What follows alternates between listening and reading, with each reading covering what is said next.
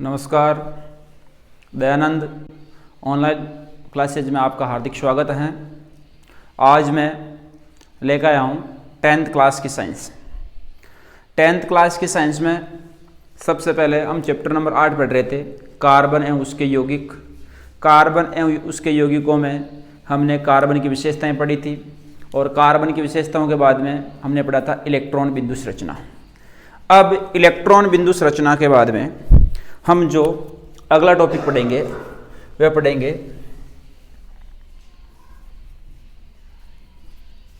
Hydro carbon का वर्गीकरण। Hydrocarbon का वर्गीकरण। सबसे पहले यदि हम बात करेंगे हाइड्रोकार्बन किसे कहते हैं, हाइड्रोकार्बन। हाइड्रोकार्बन में क्या है, इसमें यहां पे हाइड्रो है और यहां पे क्या है, कार्बन। कार्बन तथा हाइड्रोजन, कार्बन तथा हाइड्रोजन परस्पर मिलकर जिस यौगिक का निर्माण करते हैं उस यौगिक को हम क्या कहते हैं, हाइड्रोकार्बन कहते हैं। कार्बन तथा हाइड्रोजन परस्पर मिलकर जिस यौगिक का निर्माण करते हैं उस यौगिक को हम हाइड्रोकार्बन कहते हैं। अब हाइड्रोकार्बन में हम वर्गीकरण की बात करते हैं कि हाइड्रोकार्बन का वर्गीकरण किस रूप में किया गया है। तो हाइड्रोकार्बन को मुख्यतः दो भागों में बांटा गया है। कितने भागों में बांटा गया है, दो भागों में। सबसे पहला जो भाग होता है उसको लिखते हैं अचक्रीय। क्या लिखते हैं, अचक्रीय। और जो दूसरा भाग होता है उसको लिखते हैं चक्रीय। अचक्रीय और चक्रीय।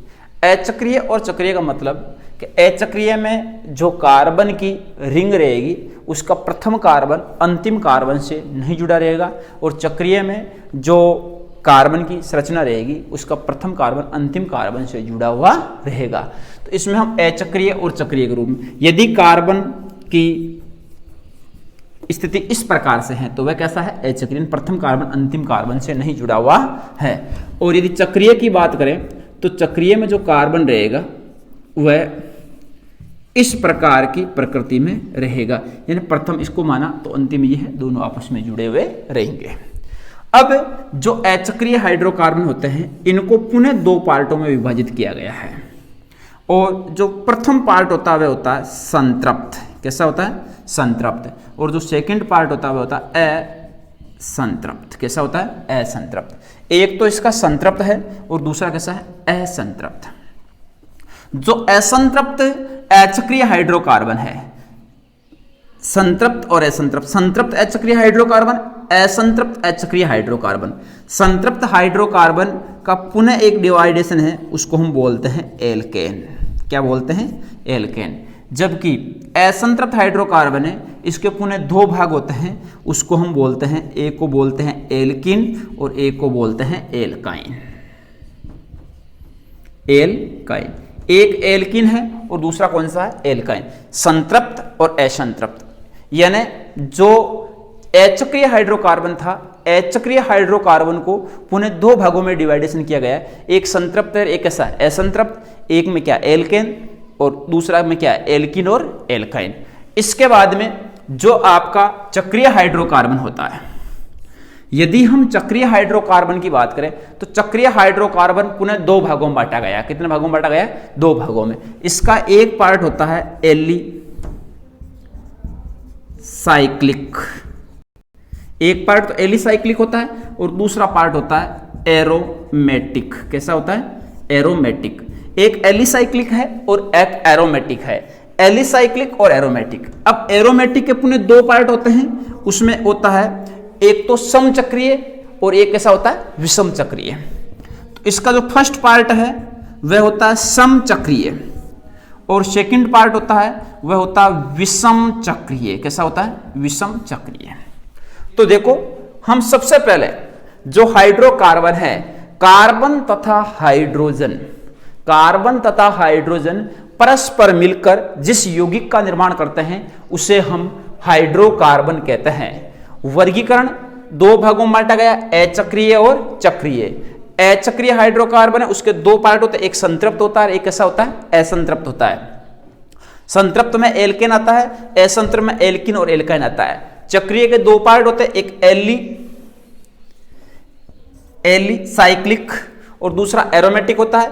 एरोमेटिक में समचक्रीय और विषम चक्रीय आते हैं। अब हम प्रत्येक की डिटेल से देखते हैं। सबसे पहले यदि हम संतृप्त हाइड्रोकार्बन की बात करें, भाई संतृप्त हाइड्रोकार्बन है, वह संतृप्त हाइड्रोकार्बन का जो एल्केन है, एल्केन में सामान्यतः जो सबसे पहले बात आती है, इसका आता है सामान्य सूत्र। सामान्य सूत्र होता है CnH2n+2। क्या होता है? CnH2n+2।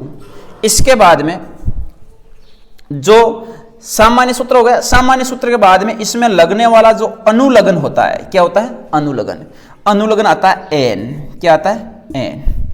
नंबर 3, इसमें जो संरचना सूत्र है, संरचना सूत्र में जो N का मान होता है, वह N का मान 1 से प्रारंभ होता है और कितना भी हो सकता है।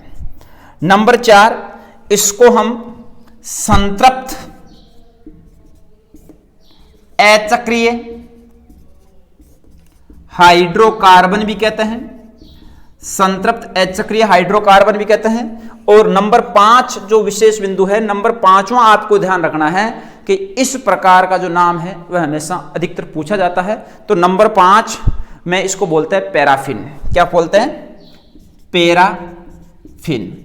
ये 5वां नाम है पैराफिन, ये आपको ध्यान होना चाहिए कि संतृप्त अचक्रीय हाइड्रोकार्बन है, एल्केन श्रेणी, सामान्य सूत्र CnH2n+2, अनुलग्न N का मान 1 2 3 4 आगे हो सकता है, इन्फिनिटिव है। अब इसके बाद में संतृप्त अचक्रीय हाइड्रोकार्बन के नाम से भी जानते हैं इसको, और इसका विशेष जो नाम है उसको बोलते हैं पैराफिन। क्या बोलते हैं? पैराफिन बोलते हैं। इसके बाद में आती है एल्कीन संरचना। एल्कीन संरचना का जो सामान्य सूत्र होता है, उस सामान्य सूत्र को हम लिखते हैं, एल्कीन का सामान्य सूत्र होता है CnH2n। क्या होता है? CnH2n। इसके बाद में इसमें लगने वाला जो अनुलग्न होता है वह होता है इन। क्या होता है? इन। और नंबर 3 है कि इसमें जो N का मान होता है वह होता है 1 2 1 से शुरू नहीं होता, इसमें N का मान शुरू होता है 2 3 4। और इसके बाद में नंबर 4 है, इससे जो हम बोलते हैं वह बोलते हैं अचक्रीय या असंतृप्त अचक्रीय हाइड्रोकार्बन। असंतृप्त अचक्रीय हाइड्रोकार्बन, असंतृप्त अचक्रीय हाइड्रोकार्बन। नंबर 5 जो इसका विशेष नाम होता है वह होता है ओलिफिन। क्या नाम होता है? ओलिफिन। ओलिफिन नाम होता है। और एक चीज इसमें इंपॉर्टेंट ध्यान देने योग्य है कि इसमें जो कार्बन कार्बन होते हैं उसके मध्य द्विबंध पाया जाता है। कैसा बंध पाया जाता है? द्विबंध। जबकि इसमें जो कार्बन कार्बन होते हैं उनके मध्य एकल बंध पाया जाता है। कैसा बंध पाया जाता है? एकल बंध। ये एक ध्यान देने योग्य बात है। अब इसके बाद में आता है आपके पास में एल्काइन के एल्कीन श्रेणी है, सामान्य सूत्र CnH2n होता है, अनुलग्न इन लगता है, N का मान 2 से प्रारंभ होता है, 2 3 4 5 आगे हो सकता है। इसके बाद में इसे असंतृप्त अचक्रीय हाइड्रोकार्बन कहते हैं और इसे ओलिफिन के नाम से जानते हैं, और इसमें कार्बन कार्बन के मध्य द्विबंध पाया जाता है। अब इसके बाद में हम बात करते हैं एल्काइन श्रेणी की। देखो एल्काइन में वही है कि सामान्य सूत्र की बात करें कि सामान्य सूत्र क्या होता है, तो इसको लिख सकते हैं CnH2n-2। इसके बाद में इसका जो अनुलग्न है वह लगता है आयन।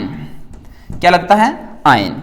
नंबर 3 इसमें जो N का मान आता है वह N का मान सूत्र में प्रारंभ होता है 2 से, 2 3 4। इसके बाद में नंबर 4 है, इसी को भी असंतृप्त अचक्रीय हाइड्रोकार्बन कहते हैं। असंतृप्त अचक्रीय हाइड्रोकार्बन कहते हैं। और नंबर 5 बात करें तो इसको बोलते हैं एसिटिलीन। एसिटिलीन। और नंबर 6 आता है, इसमें कार्बन कार्बन के मध्य ट्रिपल बॉन्ड होता है जिसको हम त्रिबंध बोलते हैं। क्या बोलते हैं? त्रिबंध बोलते हैं। तो एल्काइन श्रेणी सामान्य सूत्र CnH2n-2, अनुलग्न आयन, N का मान 2 3 4, इसे असंतृप्त अचक्रीय हाइड्रोकार्बन बोलते हैं। इसका जो विशेष पर्टिकुलर नाम दे रखा है वह है एसिटिलीन, और कार्बन कार्बन के मध्य त्रिबंध पाया जाता है। कौन सा बंध पाया जाता है? ट्रिपल बॉन्ड पाया जाता है। अब इसके बाद में हम बात करते हैं चक्रीय की। चक्रीय के दो टाइप्स थे, एक एलिसाइक्लिक था, एक एरोमेटिक था। एलिसाइक्लिक में जो एग्जांपल है, जैसे आप कहते हो कि साइक्लोहेक्सेन है, जैसे आपने एग्जांपल में लिख दिया साइक्लोहेक्सेन, ये एलिसाइक्लिक है। एरोमेटिक में एक होता है समचक्रीय, एक होता है विषम चक्रीय। समचक्रीय में बेंजीन है, टोलुइन है, इसमें एग्जांपल लिख सकते हो आप बेंजीन, या लिख सकते हो टोलुइन। विषम चक्रीय में जो एग्जांपल आता है वह आता है फ्यूरेन। तो ये चीज आपको ध्यान होनी चाहिए कि हाइड्रोकार्बन का वर्गीकरण अचक्रीय और चक्रीय। अचक्रीय हाइड्रोकार्बन के संतृप्त, असंतृप्त। संतृप्त को हम बोलते हैं एल्केन, सामान्य सूत्र CnH2n+2, अनुलग्न N, N का मान 1 2 3। इसे संतृप्त अचक्रीय हाइड्रोकार्बन कहते हैं। इसका नाम पैराफिन के साथ भी होता है, और कार्बन कार्बन के मध्य एकल बॉन्ड पाया जाता है, सिंगल बॉन्ड पाया जाता है। एल्किन, इसका सामान्य सूत्र CnH2n होता है, अनुलग्न ईन लगता है, N का मान 2 3 4 हो सकता है। असंतृप्त अचक्रीय हाइड्रोकार्बन बोलते हैं, इसे ओलिफिन के नाम से भी जाना जाता है। किसके नाम से जाता है? ओलिफिन के नाम से भी। और कार्बन कार्बन के मध्य द्विबंध पाया जाता है। एल्काइन, सामान्य सूत्र CnH2n-2, अनुलग्न आयन, N का मान 2 3 4 5।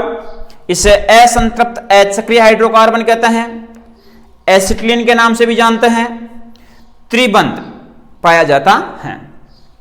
अब हम इनके वर्गीकरण की व्याख्या करते हैं, किस प्रकार से इनकी संरचना बनाई जाती है, कैसा इनका उपयोग किया जाता है। तो यहां तक एक बार आपको ये फ्लो चार्ट बनाना है, इसके बाद में हम इसकी व्याख्या करते हैं कंप्लीट के भी किस प्रकार से इसको पहचाना गया है।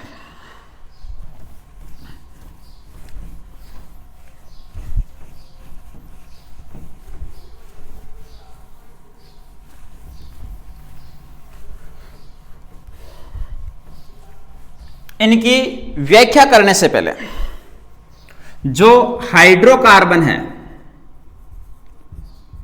हाइड्रोकार्बन है उसमें दो चीज पाई जाती है। एक तो होता है पूर्व लगन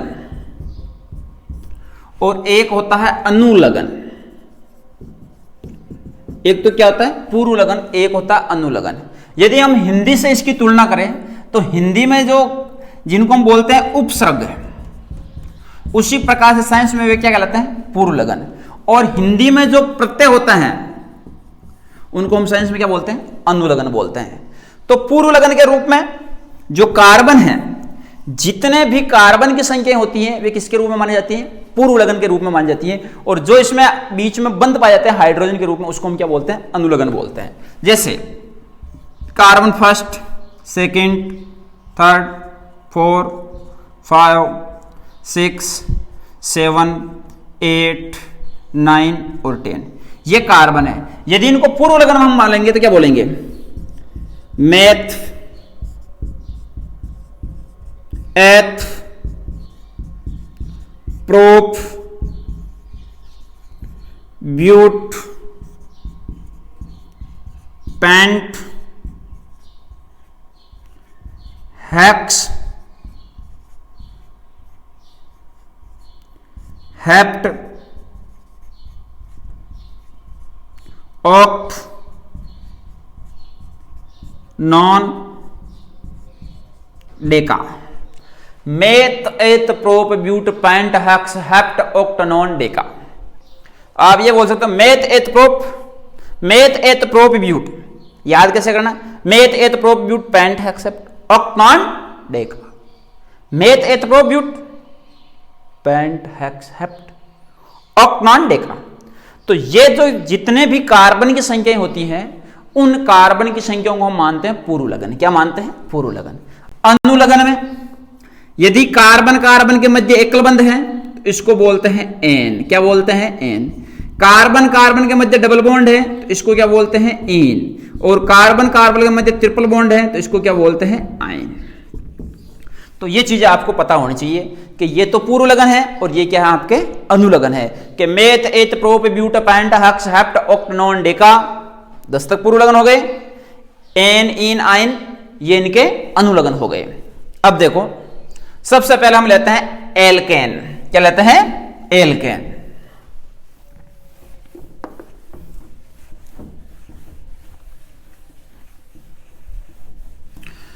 एल्केन की बात करते हैं सबसे पहले।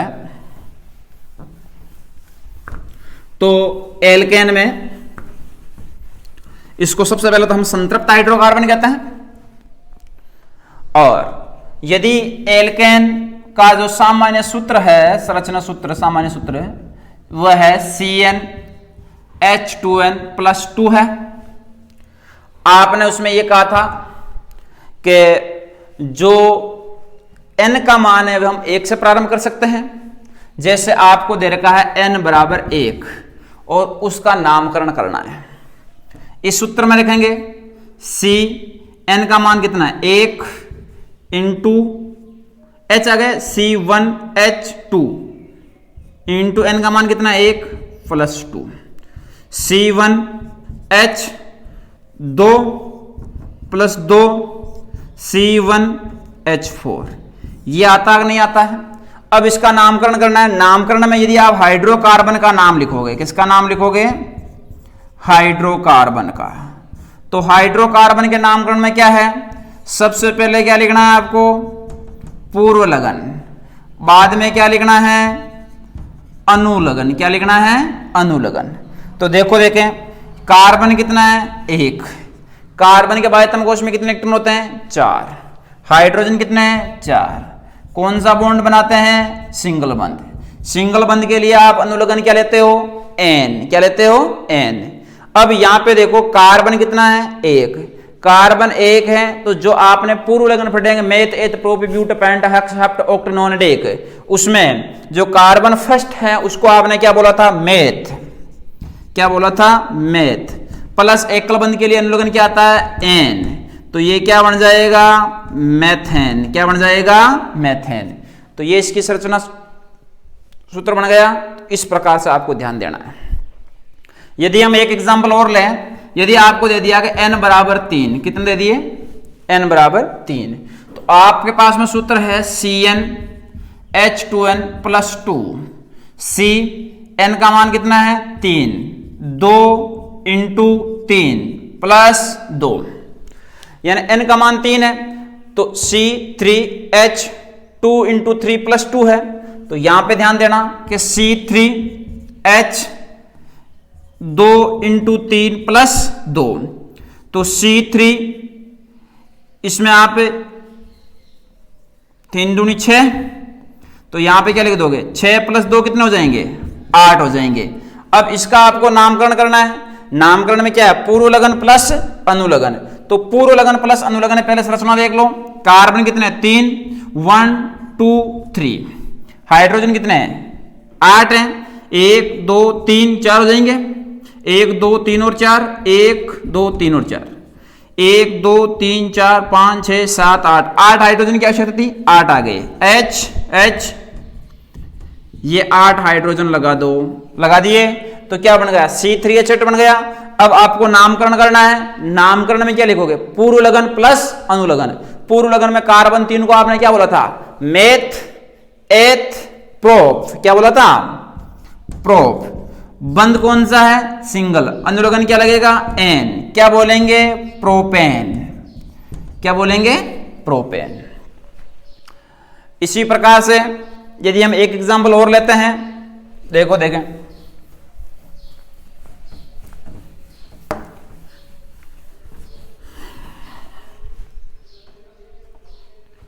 आपने लिया n बराबर लिया आपने 8। कितने लिए? 8। आपका सूत्र क्या है? CnH2n+2। n का मान कितना है? 8। H2 इंटू 8 + 2, C8H कितने हो जाएंगे? 16 हो जाएंगे, +2 C8 16 2 कितने हो जाएंगे? 18। यह है यौगिक। अब देखो देखें कार्बन कितने? 8 1 2 3 4 5 6 7 और 8 कार्बन आ गए। अब हाइड्रोजन कितने हैं? 18 हाइड्रोजन। प्रत्येक कार्बन की संयोजकता पूरी होनी चाहिए और प्रत्येक कार्बन की संयोजकता पूरी होते हुए हमें इसका वर्णन करना। देखो 1 2 3 4 5 6 7 8 9 10 11 12 13 14 15 16 17 और 18। पूरे 18 हुए कि नहीं हुए? अब यदि पूरे 18 हुए तो इनके बीच में हम कौन सा बॉन्ड लगाएंगे? Single bond. और सिंगल बॉन्ड लगाने के कारण इसकी संयोजकता पूरी होगी कि नहीं होगी? हो जाएगी। तो ये 18 हाइड्रोजन थे, लगा दो इनको यहाँ पे। 1 2 3 4 5 6 7 8 9 10 11 12 13 15 16 17 और 18 आगे। अब इसका आपको क्या लिखना है? नामकरण करना है। क्या करना है? नाम लिखना है कि नाम हाइड्रोकार्बन का नाम लिखना है। तो नाम लिखने के लिए सबसे पहले हमें यह देखना है नामकरण में कि आपने नामकरण में लिखा है, सबसे पहले तो लिखा है पूर्व लगन। क्या लिखा है? पूर्व लगन। हाइड्रोकार्बन क्या लिखते हो? पूर्व लगन प्लस अनुलगन। पूर्व लगन में कार्बन कितने हैं? 8 है। 8 को क्या बोलते हैं? Meth, eth, prop, but, pent, hex, hept, oct. क्या बोलते हैं? ऑक्ट। तो यहां पे लिख दिया आपने ऑक्ट। प्लस बंद कौन सा है? एकल बंद। तो क्या बोलेंगे अनुलगन में? एन। क्या बन जाएगा? ऑक्टेन। क्या बन जाएगा? ऑक्टेन। तो इस प्रकार से आपको एल्केन श्रेणी के सूत्रों का निर्माण करना है। तो ये विशेष तौर से ध्यान देना है कि जो भी मैंने 3-4 एग्जाम्पल करवाए हैं उन एग्जाम्पलों के आधार पर आप 1 से लेकर 10 तक की इनकी संरचना बनाओगे, इनका नामकरण करोगे। अब एल्केन श्रेणी के बाद में जो अगला यौगिक आता है वह आता है एल्कीन। क्या आता है बेटा? एल्कीन।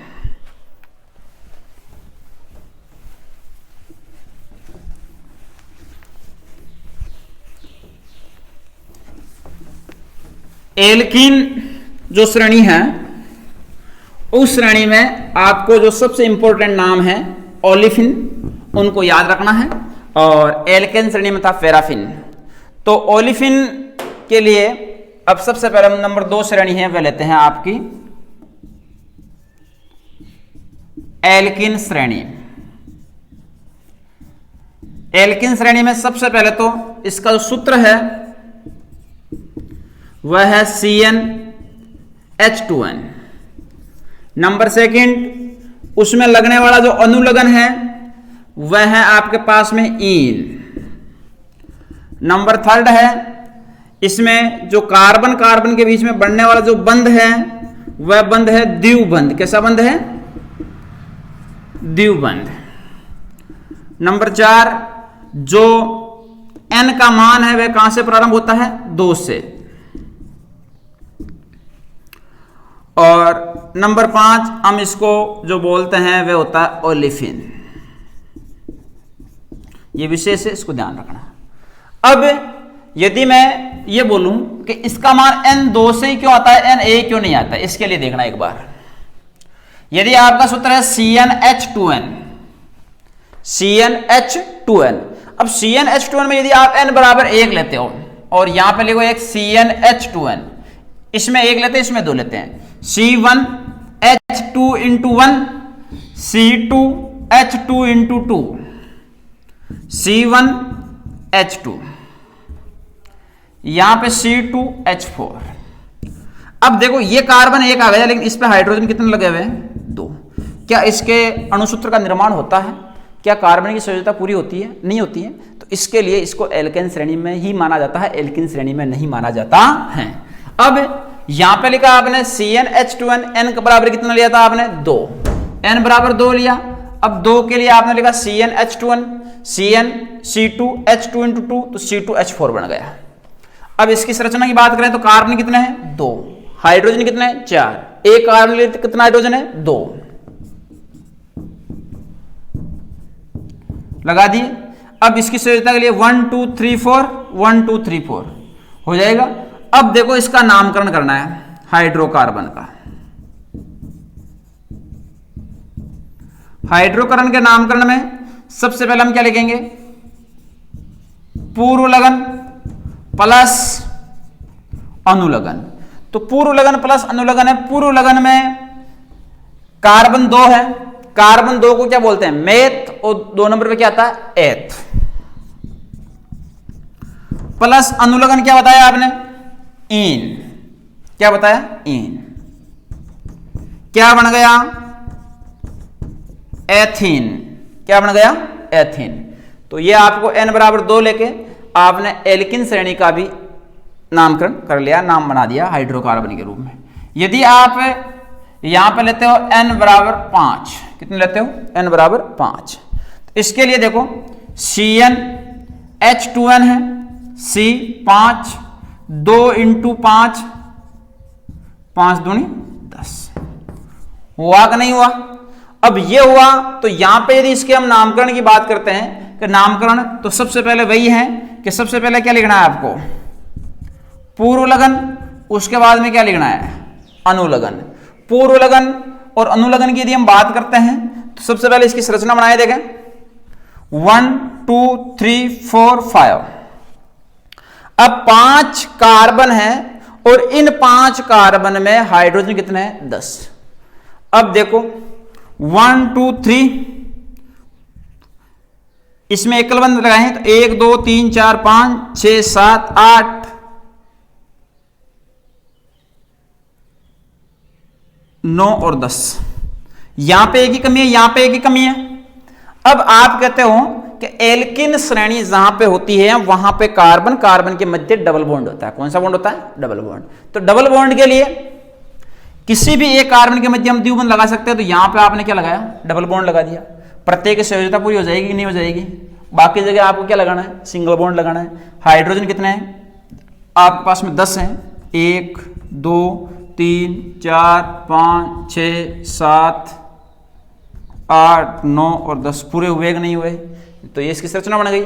अब इसका नामकरण क्या लिखना है, पूर्व लगन प्लस अनुलगन।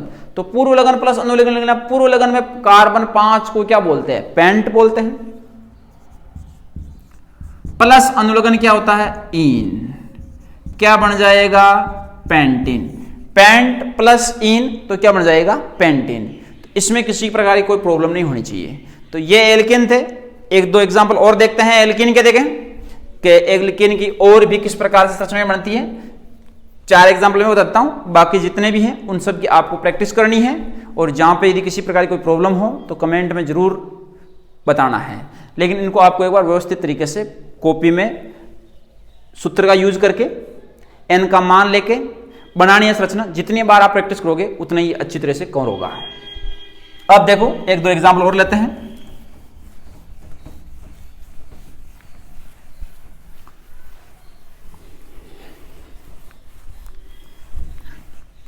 अब इसके बाद में आता है आपका, जैसे n बराबर मान लिया आपने 7, कितने मान लिए, 7। अब 7 के लिए सबसे पहले हम बात करते हैं भाई n बराबर 7 है तो n का मान 7 किस प्रकार से, सूत्र क्या है आपका, CnH2n। C 2 × 7 हो गए, कार्बन कितने हैं 7, हाइड्रोजन 7 दूनी 14। हुए कि नहीं हुए, हो गए। सबसे पहले इसकी संरचना बनाओ, देखें 1 2 3 4 5 6 7। किसी भी एक कार्बन के एक जगह आपको क्या लगाना है, द्विबंध लगाना है। कोई भी कार्बन हो सकते हैं, चाहे प्रारंभ वाले हो सकते हैं, चाहे अंतिम वाले हो सकते हैं, चाहे बीच वाले होते हैं। उन किन्हीं भी 2 कार्बन के बीच में एक क्या लगाना है, द्विबंध लगाना है। चाहे आप यहां पे लगा दो, चाहे यहां पे लगा दो, कहीं पे भी लगा सकते हो। जैसे मैंने यहां पे लगा दिया। बाकी स्थान पर क्या लगेगा, इसमें सिंगल बॉन्ड लगेगा। हाइड्रोजन कितने हैं, 14 है, 1 2 3 4 5 6 7 8 9 10 11 12 13 और 14। हुए कि नहीं हुए, ये 14 हाइड्रोजन इस पे जुड़ जाएंगे। यदि 14 हाइड्रोजन इस पे जुड़ेंगे तो प्रत्येक कार्बन की संयोजकता भी क्या हो जाएगी, पूरी हो जाएगी और संरचना का निर्माण हो जाएगा। अब संयोजकता पूरी होने के बाद में हमें इसका नामकरण करना है। तो नामकरण में क्या लिखोगे, पूर्व लगन प्लस अनुलग्न। पूर्व लगन प्लस अनुलग्न है, तो पूर्व लगन प्लस अनुलग्न में पूर्व लगन में कार्बन कितने थे? 7 थे। 7 को meth, eth, prop, but, pent, hex, hept. 7 number क्या बोलते हैं? हेप्ट बोलते हैं। क्या बोलते हैं? हेप्ट।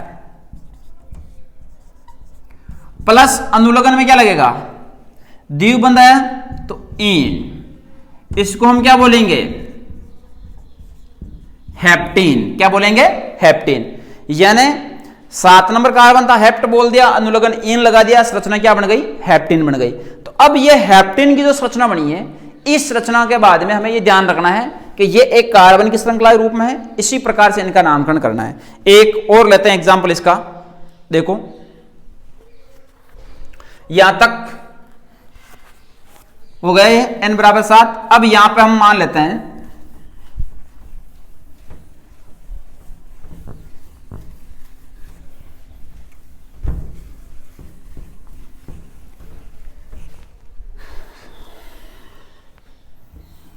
n बराबर 0 लेते हैं।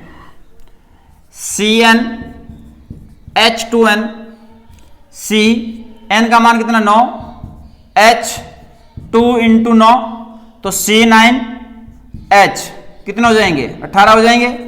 अब यहां पे कार्बन 9 है, हाइड्रोजन 18 है, तो सबसे पहले हमें ये देखना है 1 2 3 4 5 6 7 8 और 9। आगे अब कोई दो कार्बन के मध्य क्या लगाना है? द्विबंध लगाना है।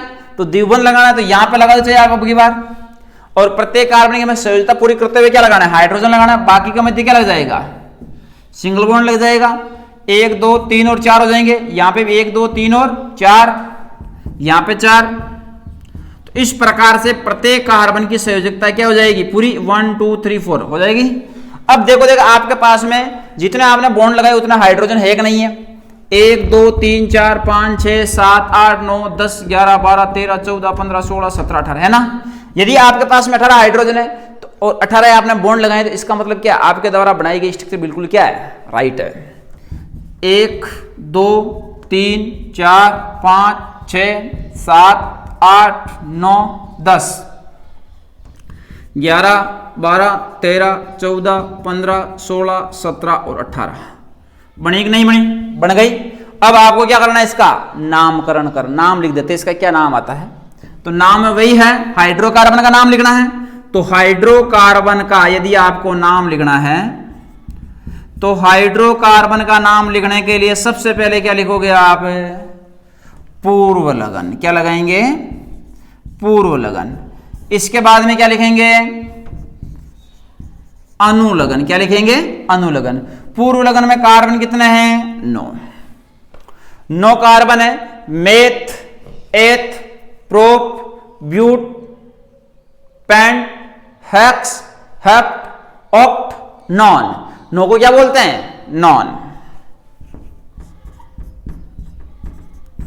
प्लस अनुलग्न द्विबंध में क्या लगता है? इन। तो इसको क्या बोल देंगे? Non in.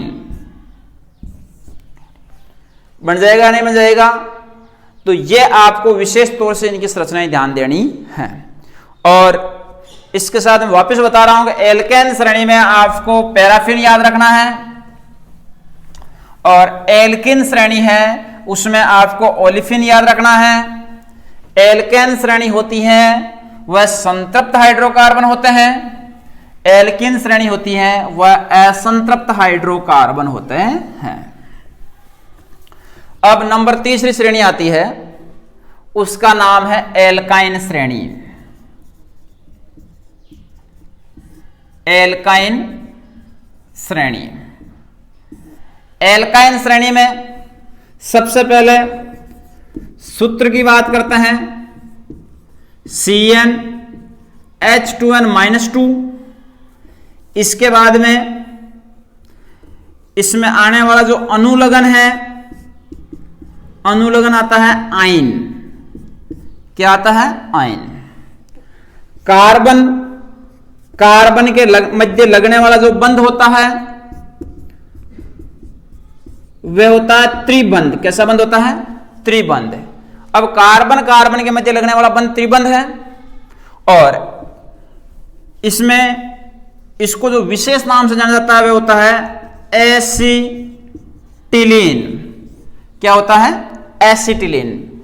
इसमें एसिटिलीन के बाद में आपको यह देखना है कि जो एसिटिलीन है यह आपके पास विशेष बातें हैं, इनको आपको ध्यान रखते हुए इसकी संरचना बनानी है। सबसे पहले मैं लेता हूं और एक n बराबर, इसका भी मान 2 से प्रारंभ होता है, 2 3 4 5, यह आपको विशेष तौर से ध्यान रखना है। तो n बराबर 2 लिए आपने, चाहे 3 लिए चाहे 4 लिए। जैसे मैंने लिखा n बराबर 2, कितना लिखे? 2। तो n बराबर 2 है Cn H2n minus 2 C, n का मान कितना है? 2। H 2 इंटू 2 माइनस 2 C2H कितने हो जाएंगे? 4 माइनस 2 C2H2। ये बना कि नहीं बना? ये बन गया। तो अब इसको आप सबसे पहले संरचना के रूप में निरूपित करो। कितने कार्बन है? 2 कार्बन है। हाइड्रोजन कितने हैं? 2। अब कार्बन कार्बन के मध्य कौन सा बॉन्ड लगेगा? Triple bond. जहां पे कार्बन कार्बन के मध्य ट्रिपल बॉन्ड लगा, इसका मतलब श्रेणी कैसी थी? एल्काइन श्रेणी थी, और असंतृप्त हाइड्रोकार्बन था। अब ट्रिपल बॉन्ड लगा है, अब इसका हम करते हैं सबसे पहले हाइड्रोकार्बन का नामकरण। तो हाइड्रो कार्बन के नामकरण की बात करते हैं तो क्या लगाते हैं? पूर्व लगन प्लस अनुलगन। पूर्व लगन में कितने कार्बन हैं? 2 ही थे। 2 कार्बन को क्या बोलते हैं? मेथ, और मेथ के बाद में एथ। तो ये लगाया आपने एथ, प्लस अनुलगन क्या आएगा? आइन। ये क्या बन जाएगा? एथाइन। क्या बन जाएगा? एथाइन। इसी प्रकार से इसका एक एग्जाम्पल और ले लेते हैं। आपने लिखा C, n का मान ले लो आप 4। सूत्र है आपके पास में Cn H2n minus 2, Cn H2n minus 2।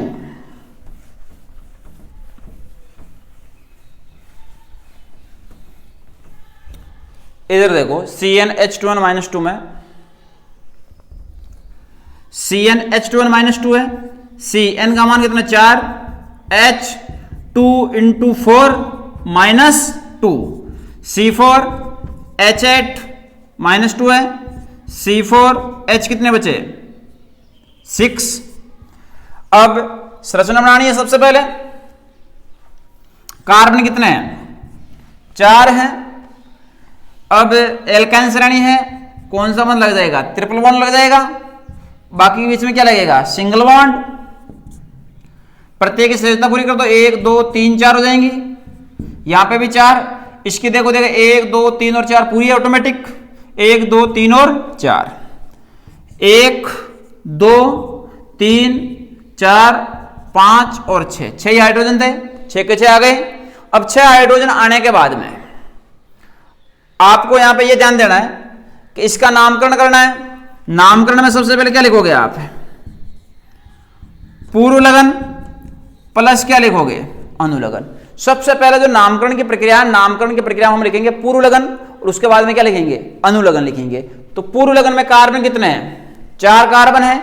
4 carbon क्या बोलते हैं? मेथ, एथ, प्रोप और ब्यूट। ब्यूट प्लस अनुलगन ट्रिपल बॉन्ड के लिए क्या आएगा? आयन। इसको क्या बोलेंगे? ब्यूटाइन। यह संरचना बन जाएगी कि नहीं बन जाएगी? तो इस प्रकार से हम इस प्रकार से हम जो भी एल्काइन श्रेणी है, एल्केन, एल्किन और एल्काइन जो श्रेणी है, तीनों श्रेणियों के जो नामकरण है कि भाई किस प्रकार से इसका सूत्र लिखा जाता है और उसमें किस प्रकार से इसके यौगिक बनाए जाते हैं। तो ये चीज आपको विशेष तौर से ध्यान रखनी है कि एल्केन श्रेणी होगी, एल्किन श्रेणी हो गई और एल्काइन श्रेणी हो गई।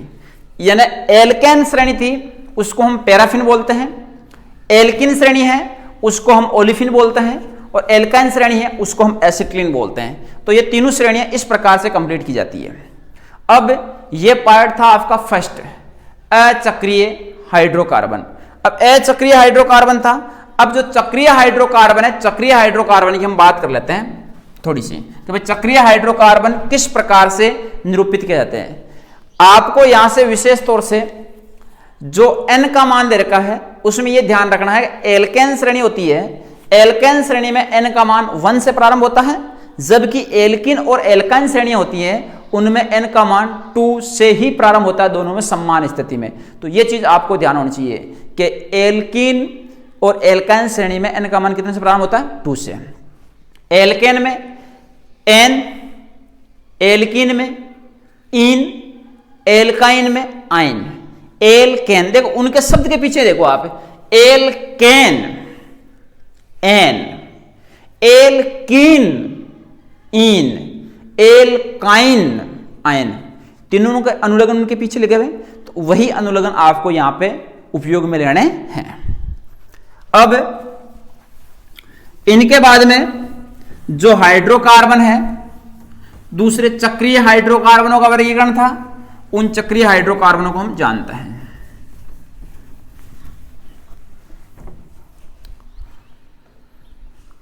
चक्रीय हाइड्रोकार्बन,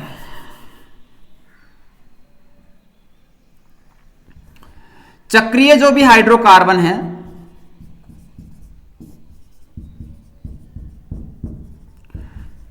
चक्रीय हाइड्रोकार्बन सेकंड पार्ट था। इस चक्रीय हाइड्रोकार्बन हम यही कहते हैं कि वह हाइड्रोकार्बन जिसके प्रथम कार्बन से अंतिम कार्बन एक वलय के रूप में जुड़ा होता है उसको हम क्या कहते हैं, चक्रीय हाइड्रोकार्बन कहते हैं। चक्रीय हाइड्रोकार्बन दो प्रकार के होते हैं, एक होता है एलिसाइक्लिक और एक होता है एरोमेटिक। एलिसाइक्लिक और एरोमेटिक।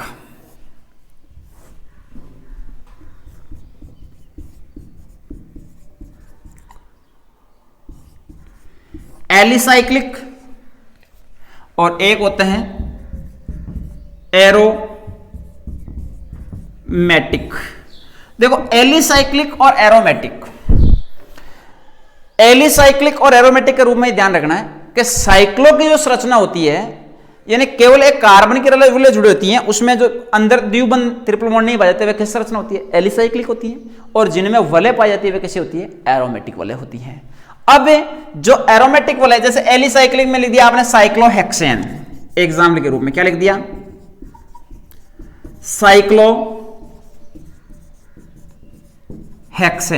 तो एलिसाइक्लिक जो वलय है उसमें टॉपिक है साइक्लोहेक्सेन। क्या है, साइक्लोहेक्सेन। साइक्लोहेक्सेन में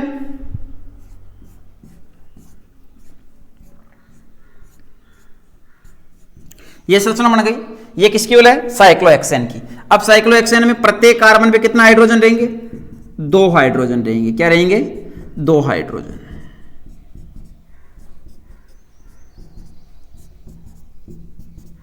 रहेंगे। तो इस प्रकार से वलय पाई जाती है, उसको बोलते हैं साइक्लोहेक्सेन। और साइक्लोहेक्सेन का सूत्र क्या होता है, C6H12 होता है। क्या होता है, C6H12 होता है साइक्लोहेक्सेन का सूत्र। अब इसके बाद में आती है एरोमेटिक वलय। एरोमेटिक वलय की बात करते हैं तो एरोमेटिक वलय के पुनः 2 टाइप्स होते हैं, एक होता है समचक्रीय, एक होता है विषम चक्रीय। इसके पुनः 2 प्रकार होते हैं, एक होते हैं समचक्रीय और एक होते हैं विषम चक्रीय। समचक्रीय और विषम चक्रीय। समचक्रीय का मतलब है कि ऐसी एरोमेटिक वलय जिसमें कार्बन की संख्या क्या हो, समान हो, वह तो क्या होते हैं समचक्रीय, और जिनमें कार्बन की संख्या क्या हो, भिन्न हो, उन्हें क्या बोलते हैं, विषम चक्रीय। समान, जैसे आप ये कह सकते हो कि समचक्रीय में जैसे वलय पाई गई है बेंजीन, या आपने कह दिया टोलुइन। अब इसमें कार्बन की वलय समान कैसे हैं बेंजीन और टोलुइन में, देखो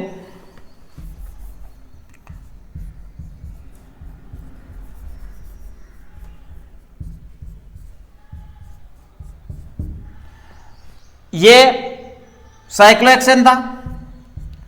इस प्रकार से वाला होती है ये, इसको हम बोलते हैं बेंजीन। क्या बोलते हैं? बेंजीन। तो इसमें कार्बन कितने हैं? 1 2 3 4 5 6 6 कार्बन है कि नहीं है? यानी 3 इस तरफ है, 3 इस तरफ, कहने का मतलब है 2 के युग्म है नहीं, जिनमें सम्मान है कि नहीं है? तो वे तो क्या होंगे? समचक्रीय। इसको तो हम बोलते हैं बेंजीन। और टोलुइन की बात करें तो ये बेंजीन है और यहां पे क्या जुड़ जाता है? इसमें CH3 जुड़ जाता है, तो उसको क्या बोलते हैं? टोलुइन बोलते हैं। क्या बोलते हैं? टोलुइन बोलते हैं। यदि यहां पे CH3 जुड़ गया तो उसको हम क्या बोलेंगे? टोलुइन बोलेंगे। इनके बाद में समचक्रीय के 2 टाइप्स थे, एक क्या था? बेंजीन, दूसरा क्या था? टोलुइन। अब इसके बाद में आता है विषम चक्रीय। विषम चक्रीय में आते हैं, जैसे आपने लिखा फ्यूरेन। फ्यूरेन की संरचना है, तो इस प्रकार की संरचना होती है जिसमें जो कार्बन की संख्या 6 नहीं होगी, वहां 5 हो सकती हैं, अन्य यौगिक वहां पे जुड़े हो सकते हैं, N जुड़ा हो सकता है, O जुड़ा हो सकता है, अन्य कोई भी यौगिक उसके बीच में एक जुड़ा होता है, उनको हम बोलते हैं विषम चक्रीय। तो इस प्रकार से हम हाइड्रोकार्बन के वर्गीकरण की चर्चा कर रहे थे कि हाइड्रोकार्बन क्या है, उसके कौन कौन से टाइप हैं, और उन टाइपों के प्रत्येक एग्जाम्पल के सामने हमने इसकी व्याख्या की है। तो ये जो भी हाइड्रोकार्बन थे कि H चक्रीय हाइड्रोकार्बन थे, चक्रीय हाइड्रोकार्बन थे। H चक्रीय का आपने 3 टाइप से पढ़ लिए, एल्केन, एल्किन, एल्काइन पढ़ लिए, और चक्रीय का आपने 2 टाइप पढ़ लिए, एलिसाइक्लिक और एरोमेटिक। एलिसाइक्लिक में आपने साइक्लोहेक्सेन को पहचान लिया, और एरोमेटिक के 2 टाइप्स थे, समचक्रीय और विषम चक्रीय। अब समचक्रीय और विषम चक्रीय हो गए थे। अब इनके बाद में जो समचक्रीय था उसमें बेंजीन और टोलुइन था, और विषम चक्रीय में क्या था? फ्यूरेंस था।